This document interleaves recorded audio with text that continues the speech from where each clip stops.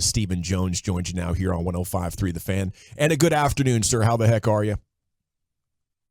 Good. How you guys doing? Man, we're great. We were just talking about how cool it'd be if you guys go off on the road there and win in Buffalo. How much more of a statement could you possibly make here in this one? Well, this is a really good football team we're getting ready to play in the Bills. A lot of people had them, picked to go to the Super Bowl and win it preseason. And, as any team does along the way, you have some challenges. But, they got one of the best quarterbacks in the league in Josh Allen. They've got a great supporting cast.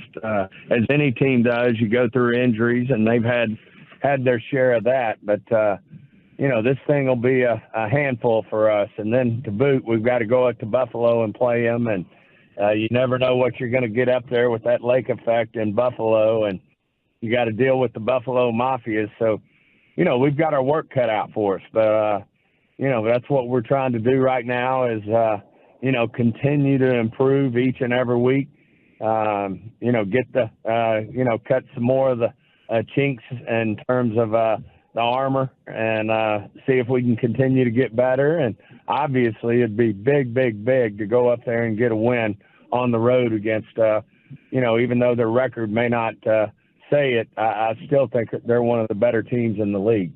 Yeah, really good. I mean, maybe even a tougher matchup than Philadelphia last week? Oh, absolutely. I mean, everybody saw that game, and, they had every chance in the world to win it. And, they're just one of the top teams in the league. Anytime you got one of the best quarterbacks, which they do in Josh Allen, who's, just a big man. He can throw it around. He can beat you with his arm. He can beat you with his legs. This is going to be a challenge, whether it was in our place or their place. But unfortunately, we're going up there, but we'll embrace it. And it'll give us a chance to get better and improve as we head down the stretch here. Yeah, you mentioned Josh Allen, who clearly is a big, strong running quarterback. Bills have made more of an emphasis running the football. I think that's something that you guys have tried to do is stop the run. No Hankins is a bummer, so a lot for Mozzie here. How confident are you that you guys have fixed some of those running issues that you've had defensively over the years? Well, it's always something that people want to point to. Obviously we do a lot of things really good on the defensive side of the ball, and we probably get a little more than we deserve in terms of the run game. But between Hankins and Mozzie and Neville Gallimore and the rest of the crew, I think we've improved. And I think this is a great opportunity for Mozzie to step up. He's going to get more reps. Obviously, Gallimore will get more reps, and we're, going to figure out where we fill in from there. But, I feel good about this defense stepping up and doing a great job for us. I mean, Dan does such a good job of preparing the group, and I know we'll be ready, Mike and Coach Shoddy on the offensive side, and, continue to work that special teams phase. And, we just got to get better each and every week if we ultimately want to get to where we want to get to. So this is a great challenge, and we'll see how it goes.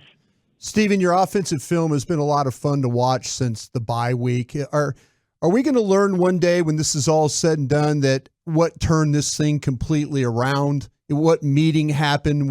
Who said what? Who stepped up? Is it that simple, or was it? I mean, was Mike? And I think Mike's turned into a great listener. Is there something magical that happened, or somebody say something to make this thing the way it's gone so far?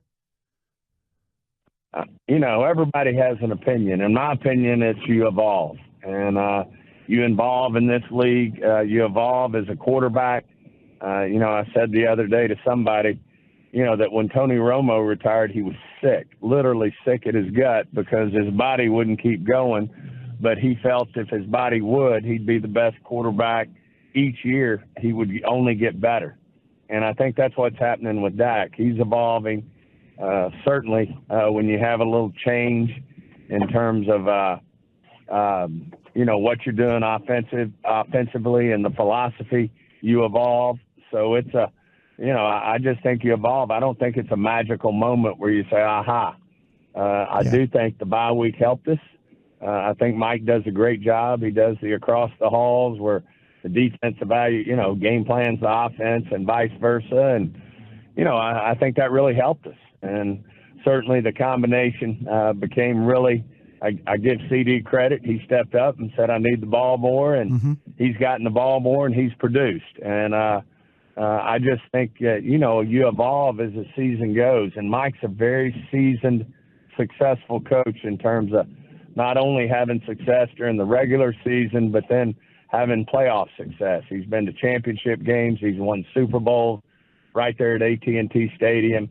We're fortunate to have him, and, he knows what it takes to go win one of these things. And I just think he's preparing this team for that. He knows how to take care of the players. He knows the reps they should be getting. He knows when to, in my opinion, when to go light, when to maybe push them a little bit. And we're fortunate to have a veteran coach like Mike really pushing this. And at the same time, Mike's a big proponent of when he told Jerry and I he wanted to call the plays. He goes, the biggest thing you need to know, if I'm going to call it, I've got to install it. And, he's a grinder. So he rolled up his sleeves and went back there and got with the guys. And, he's installed all of it. He knows it. And certainly Dak's evolving right into it as right before our eyes. And, he's got a lot of experience in this league. And, I think Dak's one of those guys you're going to continue to watch him improve each and every year. And that's what great ones do. And he's doing a heck of a job teaching it. He and his guys, I think, Stephen, the interesting thing to me is it appears they're implementing things that have been around for a while in the NFL and maybe became a hot trend with McVay, 5 or 6 years ago. And a number of different OCs for the Cowboys have had a shot at putting Dak in those looks, and they just did not consistently. And now that they have, it seems like whoever is most responsible for that decision is a guy you couldn't afford to lose. That's how important I think Cowboys fans are looking at the schematic adjustments that have been made. Well, it starts right at the top, in my opinion. It's Mike McCarthy, and at the same time, Mike would tell you, hey, I was right in there and supportive of Kellen every step of the way. And, obviously Dak had a lot of success when Mike walked in here, and I give him credit. He didn't want to upset the apple cart in terms of the success Dak was having and Kellen was having. But I think as he saw us, have success during the season, but then not necessarily take the next step, I just think, Mike's got a lot of confidence in the man in the mirror, and he stepped up, said, I think I can make a difference here, and he's done it, and he deserves the credit for he's the one making the calls. Everybody see it. He's got that call sheet working, and I just think he's doing an amazing job and should deserve a lot of the credit. Now, at the end of the day, to me, the guy pulling the trigger is Prescott, and we all know what we think of Dak. We've always thought he was rare as a leader, and certainly now he's rare in terms of the way he's performing on the field. And, from my experience, when we did win, which, admittedly was a long time ago, but, when Troy and Norv and that crew got rolling, and it can be really good when they start going. So, I feel good about where we're headed, and, Dak's doing an incredible job. Everybody wants to fall in behind him and, let him lead this team, and he's doing a hell of a job doing it. Competition committee question for you, Stephen. I saw Troy Vincent talking about the league potentially discussing amending the touchback rule regarding the fumbling through the end zone. I'm curious your perspective on that. I'm kind of like old school. I'm like, I don't want to see him change it, but I can understand the argument that maybe there needs to be a happy medium here. Where do you stand on that? It's a tough one. I'm always a traditional guy because I'm like you a little bit. You get in this league and you hate to, you can be a little resistant to change because it's what made our game great.